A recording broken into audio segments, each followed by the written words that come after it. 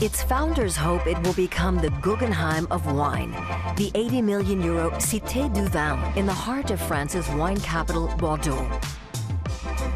The building opened its doors last June. Inside, it's part exhibition space, part theme park.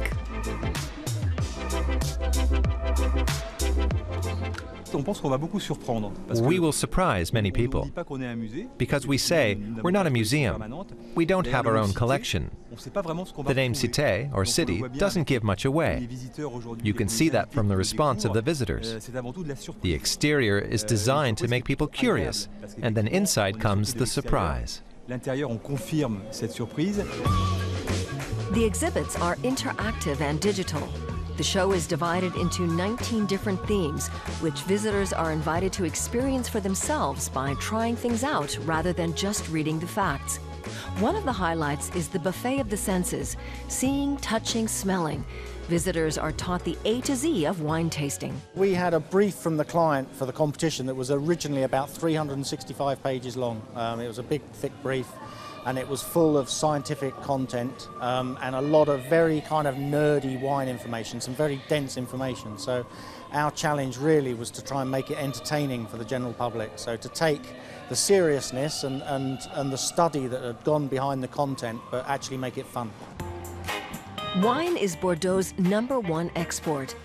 The city has flourished for centuries thanks to the wine trade, and wine is very much a part of life here.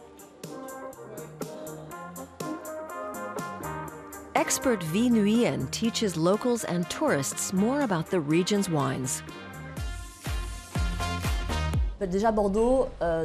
In people's minds, both in France and abroad, the name Bordeaux is seen as a mark of quality. You immediately think of grand old chateaux and vineyards. People come here especially for the wine, but then of course there's also the local expertise. Every year, Bordeaux's vineyards produce over 4.5 million barrels of red, white, and fortified wines. Some of the very best wines come from the Chateau Haut-Bally vineyard. Véronique is in charge here, one of the very few top women vintners. She says there are good reasons why Bordeaux is known internationally for its quality wines.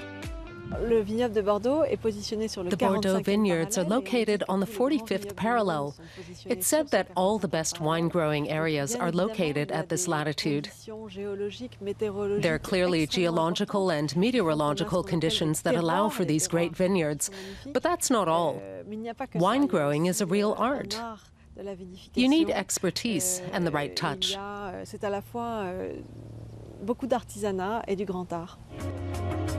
The Chateau Haut-Bally uses old traditional methods for producing its wines, most of which are exported. But the work of the vintners has nevertheless changed over time. These days, they don't just make wine in dark cellars, they also explain their work to visitors. We have always had visitors who are interested in our work.